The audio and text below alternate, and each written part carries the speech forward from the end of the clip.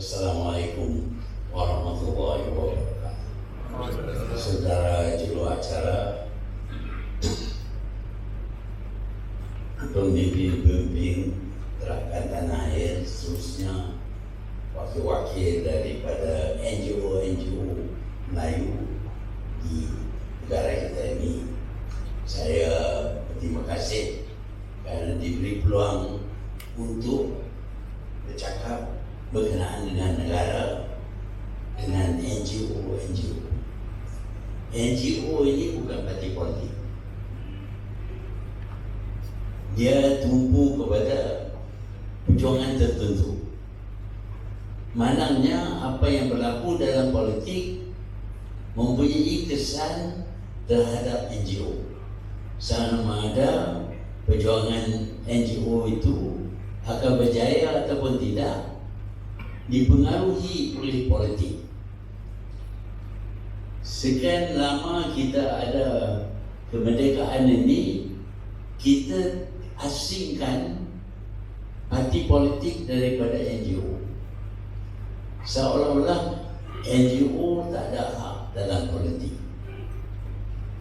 Tetapi apa yang dilakukan oleh orang politik, seperti yang saya sebut tadi, mempunyai kesan terhadap perjuangan NGO. Saya berpendapat bahawa masa sudah sampai yang mana NGO pun perlu mempengaruhi politik supaya apa yang diperjuangkan oleh NGO mendapat layanan daripada orang politik yang biasanya mendiri kerajaan.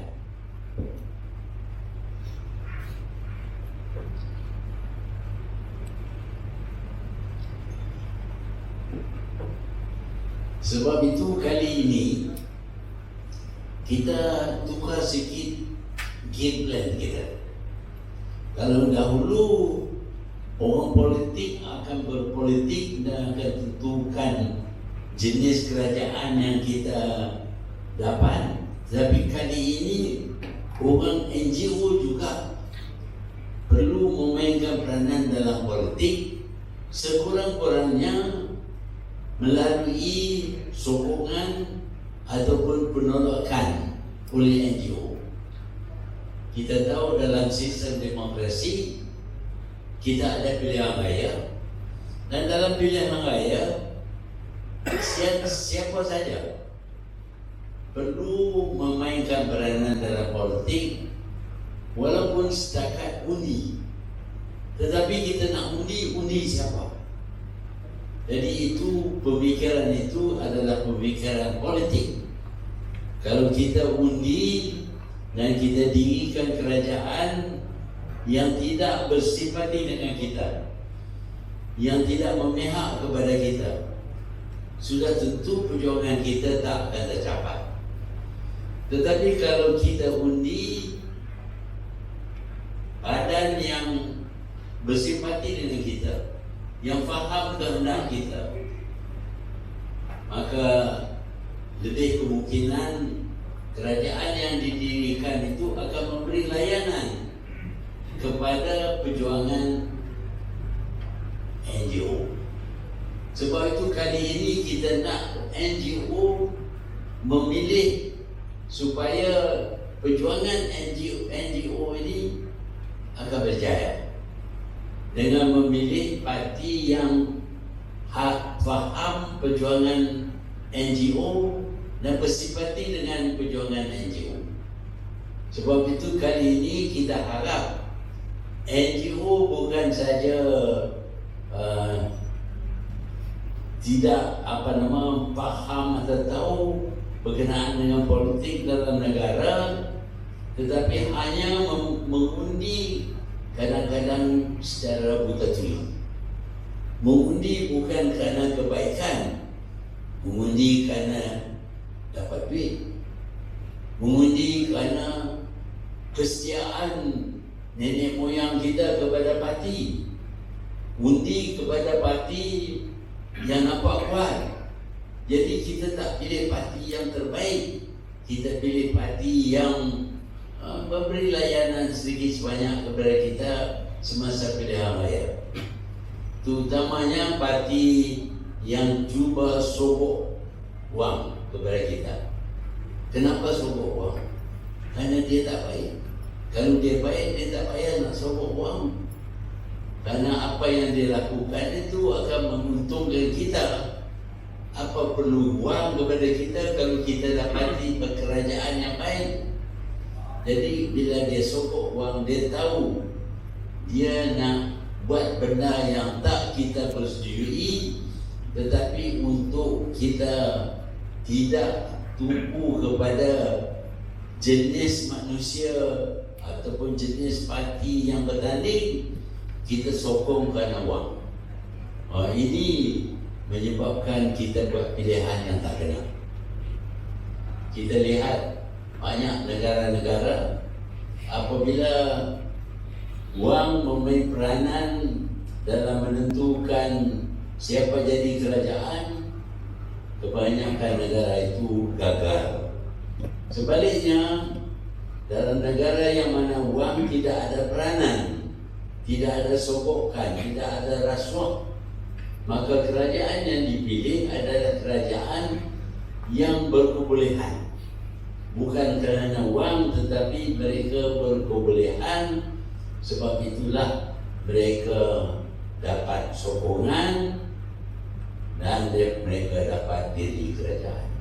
Saya yakin di antara parti-parti politik yang akan bertanding dan memerlukan sokongan daripada pihak NGO, tentulah parti politik yang mampu ataupun tidak mampu mendiri kerajaan yang baik. NGO nak kerajaan yang baik. Kenapa? Kerana kerajaan yang baik akan memberi layanan kepada NGO dan perjuangan NGO. Sebab itu kita perlu faham apa yang sedang berlaku dalam negara kita ini.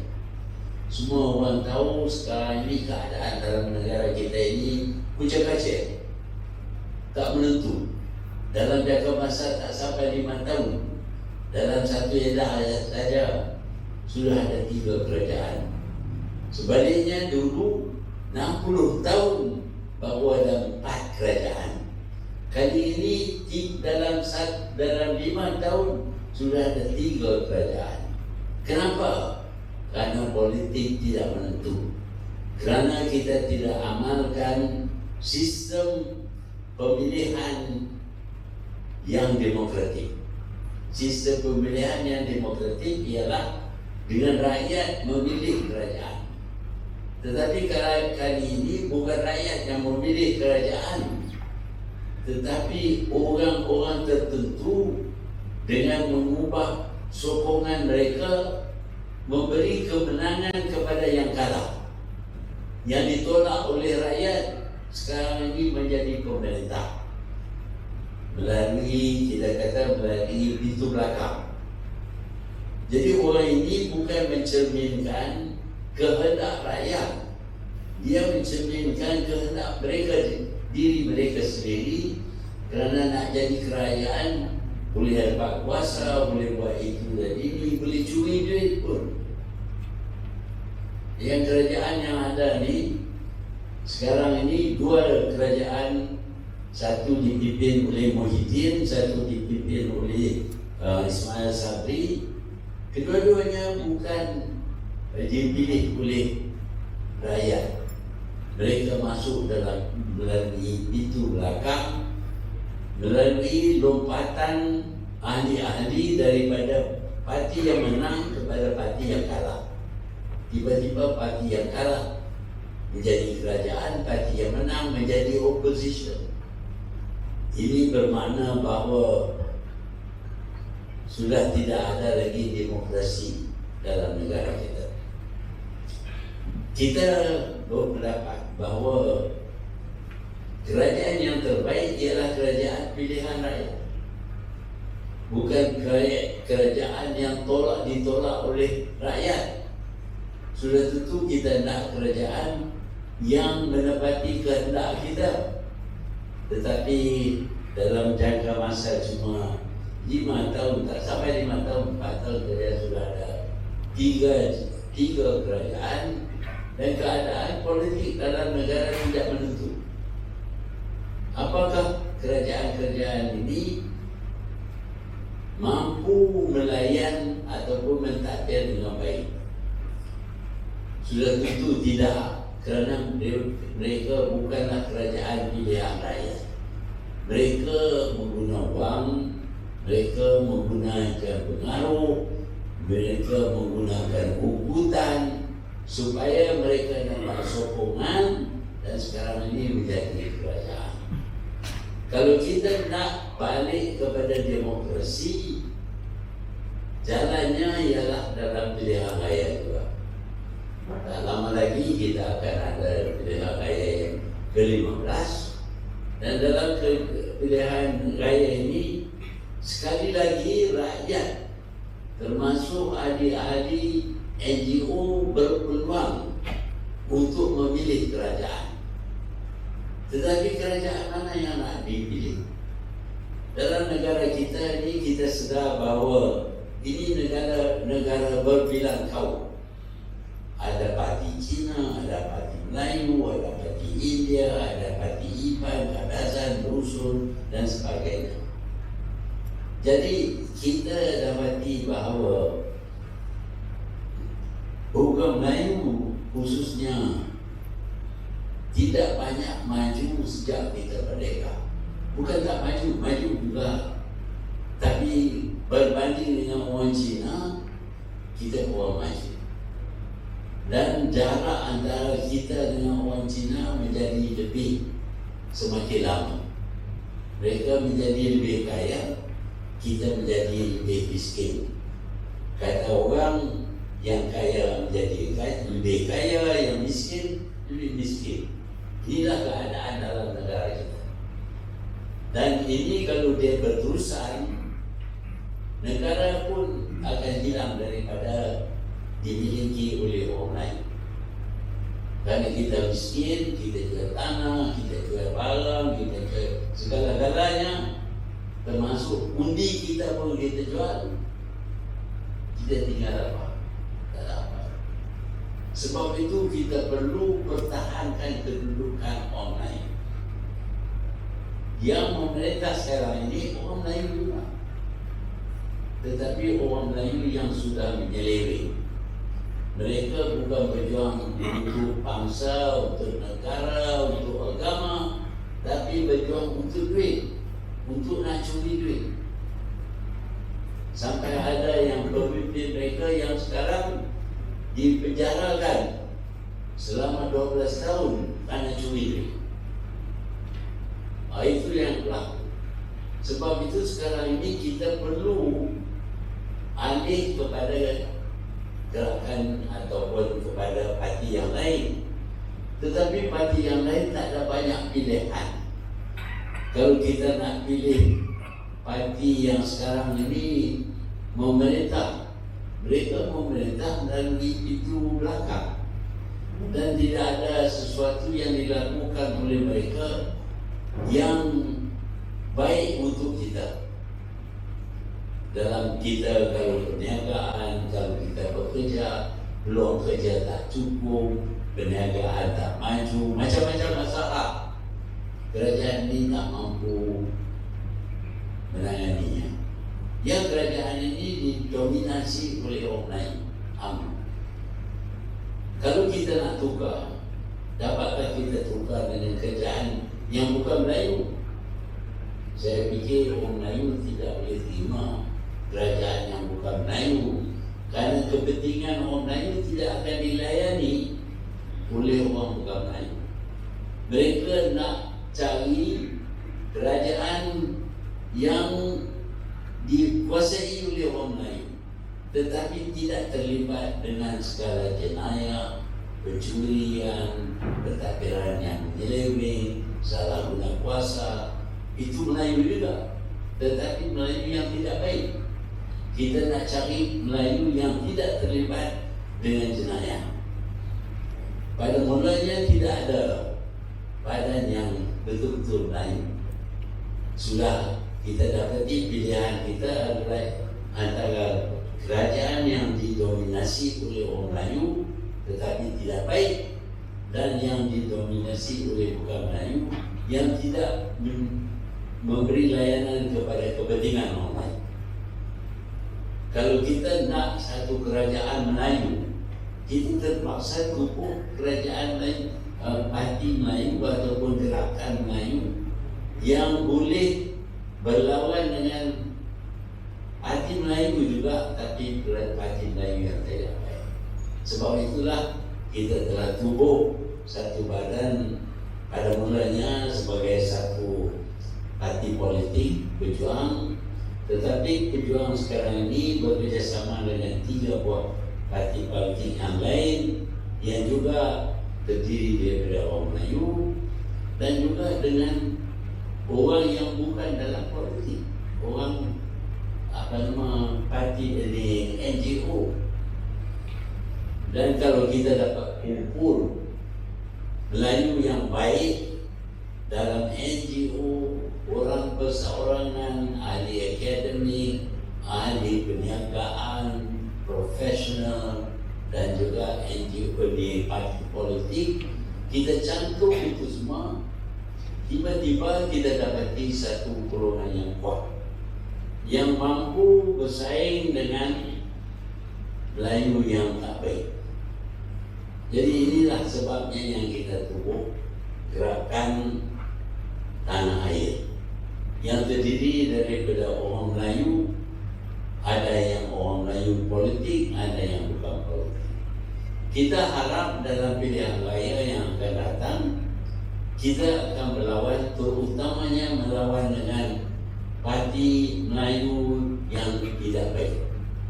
Sekarang ini kita dapati yang tidak baik ialah UMNO. Jadi kita nak lawan dengan mereka. Kalau kita parti berbilang kaum, kita tak mampu lawan dengan pihak orang lain, tak akan sokong. Sebab itu apabila kita ada gerakan Tanah Air yang terhad kepada orang Melayu, kemampuan gerakan ini lebih baik daripada parti-parti lain. Dalam pilihan raya ke-15, rakyat terutamanya orang Melayu mempunyai pilihan ini atau ini.